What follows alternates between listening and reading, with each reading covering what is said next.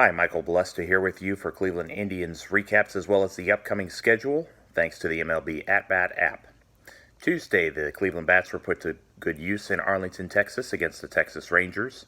Oscar Mercado, the second batter of the game, tripled to right field. After Carlos Santana took ball 4, Jason Kipnis singled to put the visiting team ahead. The third inning rally helped the Indians to take control of the game. Mercado reached on a Ronald Guzman error, then reached second on a ground out by Santana. Texas starter Adrian Sampson then walked Kipnis, setting the stage for Jose Ramirez, who hit his fifth home run of 2019 to right field, making it 4-0. Jake Bauers hit a double, then Tyler Naquin recorded an RBI single, giving Cleveland a 4-run frame. The Rangers made a pitching change in the fourth as Drew Smyly entered the fray. Mercado would not be denied as he hit a single and would eventually steal second base. After Santana reached, both runners swiped another base to make it second and third for Kipnis. Jason got another hit for the sixth and seventh runs. Zach Plesac went 7 innings, only giving up 1 run off the bat of Rougned Odor for a home run in the fifth, but his team was comfortably ahead. Bauers, Roberto Perez, and Naquin made back-to-back solo home runs to lead off the seventh to make it 10-1. Willie Calhoun had a 2-run home run in the bottom of the ninth, but Nick Whitgren retired the next 3 batters to end the game. Plesac evened his record to 2-2, while Sampson became 5-4. Wednesday, the Indians picked up where they left off. Francisco Lindor led off the game with a hit, then reached second on Mercado's sacrifice bunt. Santana's RBI single put Cleveland in front. Texas starter Joe Palumbo hit Jordan Luplow. Later, with 2 outs, Kipnis continued to produce as he knocked in a 3-run homer. Perez added his 13th long ball, and the Indians had a 5-run first inning. It was nice to see the offense giving Cleveland another Cleveland starting pitcher a big cushion to work with. Texas did get a solo blast from Asdrubal Cabrera in the second, but the Indians were not about to relinquish the early momentum. In the top of the third, Jordan Luplow had an extra base hit to plate Carlos Santana. Then Ramirez drove in another run with his single to center field. The Rangers picked up 2 more runs in the fourth as Cabrera doubled in Calhoun from first base. Adam Plutko was charged with a throwing error which allowed Cabrera to come in from third. Once again, the Indians were able to offset the Texas comeback efforts. In the next half inning, after Luplow and Ramirez each were retired, Jason Kipnis stepped up and hit a solo home run to make the score 8-3 against Jesse Chavez.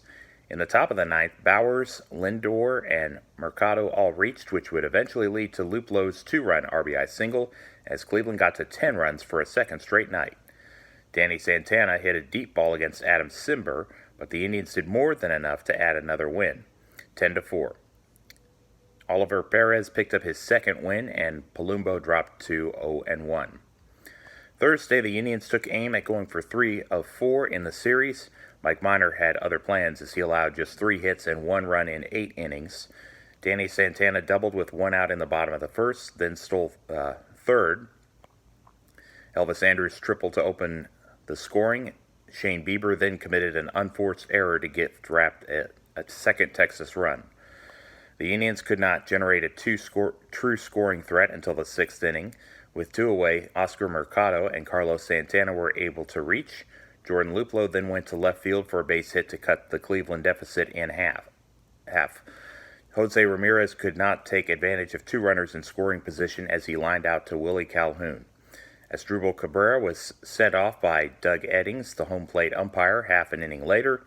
Texas managed to keep their poise better on the day. Danny Santana and Andrus each had home runs in the 8th to widen their lead to 4-1.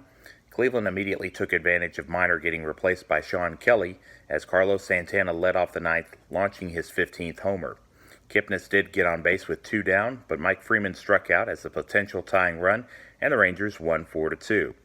Friday was the start of a home weekend series against the Detroit Tigers. It was an opportunity to stack up more wins and serve notice to their competitors in the division and wild card races. Cleveland went on the front foot when Carlos Santana had a 2-run homer early on. Brandon Dixon got 1 run back by hitting the ball out of the yard in the 2nd inning. Detroit would tie the game next frame as Nicholas Castellanos doubled to left field to score Jacoby Jones. The Tigers took the lead in the top of the fourth when Gordon Beckham's hit drove in Harold Castro. The visitors would later make it 4 straight innings with at least 1 run. Kristen Stewart unleashed his 6th home run to center. Nico Goodrum then doubled to right field to change the score to 5-2. Cleveland got things in gear in the bottom of the 5th. Tyler Naquin hit a long ball off of Matthew Boyd. The home team crushed another ball in the 6th thanks to Luplow. Finally, the game was back to all square when Roberto Perez got Jose Ramirez in from second with his single. In the bottom half of the 8th inning, Ramirez led off with a base hit against Joe Jimenez. Then Kipnis initially hit a home run, but after review had his tally reduced to a triple, but the Indians retook the lead. Jake Bauers was the batter with 1 out against Daniel Stumpf when he flew out, but Kipnis trotted home for the 7th run by the home team. It was an important run because Stewart drove in Jones in the 9th with nobody out in the top of the 9th for Detroit. Cleveland got a big break as Castellanos lined out to Naquin, who threw to Santana for the out at first and a double play. Brad Hand got Miguel Cabrera to pop out, and the Indians narrowly escaped 7-6. Saturday was a solid day for Spencer Turnbull and Aaron Civale, but the latter was the happier of the 2 pitchers. Kipnis led off the 2nd inning with a base hit. Then Ramirez got his 2nd triple of the season to give the Indians a 1-0 lead. Civale then struck out Stewart in the 3rd with 2 runners on and 2 away. It was a big shift because Freeman singled in the home half of the frame, then swiped second, later scored on Mercado's hit. Ron Gardenhire, the Tigers manager, was ejected by Roberto Ortiz in the top of the 4th. Detroit had Castellanos and Cabrera aboard 2 innings later, but Civale's last batter was Brandon Dixon, who popped out for the 3rd out, leaving it up to the Cleveland bullpen.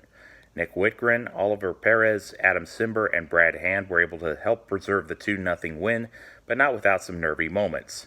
The Tigers stranded Nico Goodrum in the 7th and Jones at second in the 8th. In the top of the 9th, Goodrum and Ronnie Rodriguez helped put together a threat with 1 down, but Hand struck out John Hicks and Dos Lugo to give the Indians another victory. Civale gained his initial win, while Hand added his 22nd save. Turnbull went to 3-7.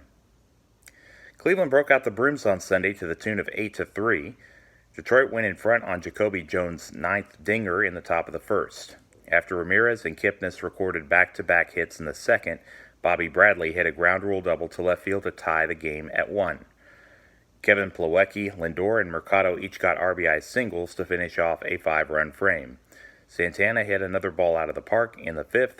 Things got a little uncomfortable in the 8th when Goodrum plated 2 runs on his line drive to left, but Dixon grounded into a force play at second to keep the margin at 3.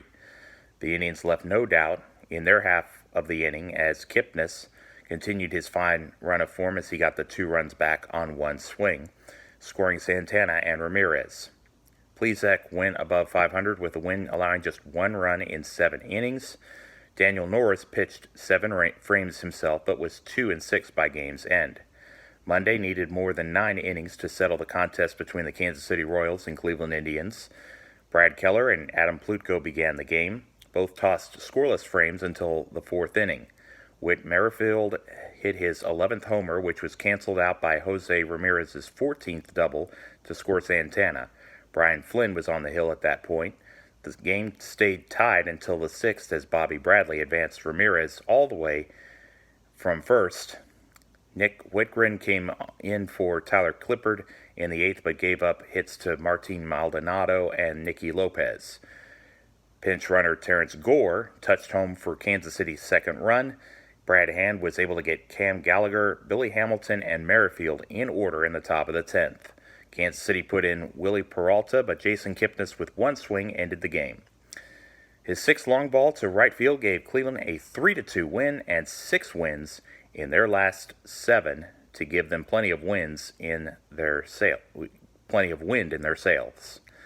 Entering play today, the 43-35 Cleveland Indians hold the 2nd wild card by 1 game over the Texas Rangers. The Tribe are 2 games behind the Tampa Bay Rays for the first wild card spot.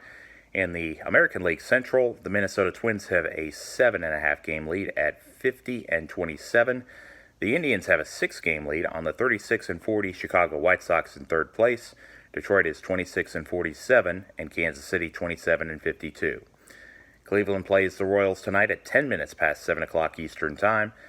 Green Sparkman and Shane Bieber get the start on the mound.